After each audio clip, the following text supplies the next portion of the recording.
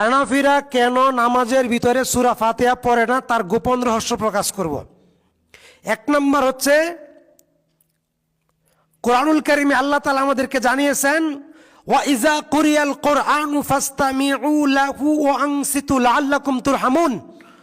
যখন তোমাদের সামনে কোরআনে কারীম তেলাওয়াত করা হয় তখন তোমরা নীরবে শোনো, তাহলে তোমাদের উপরে রহমত নাজিল করা হবে। সূরা আরাফ আয়াত 205। এই আয়াতের দলিল দিয়ে হানাফি মাযহাবের কানা, দাজ্জাল, কাজ্জাব, মিথ্যুক মুফতি সাহেবেরা এই আয়াত দিয়ে ফতোয়া প্রদান করেন। ইমাম সাহেব যখন নামাজে সূরা ফাতিহা পড়েন তখন মুক্তাদি নীরবে শুনবে। এই কথাটা তাফসির ইবনে কাসির, তাফসিরে জালালাইন, তাফসিরে বাইজাবি, তাফসিরে কাসাব, তাফসির ফি জিলালিল কোরআন, তাফসির তাফহিমুল কোরআন, তাফসিরে আহসানুল বায়ান, তাফসিরে রুহুল মাআনি বর্ণিত হয় নাই। তাফসিরে মারিফুল কোরআনেও বর্ণিত হয় নাই। এটা সূক্ষ্মভাবে ইসলামের উপরে, নবীর নামাজের উপরে ছুরি চালানো হয়েছে। নবীর নামাজের উপরে ছুরি চালানো হয়েছে এই কথা বলে।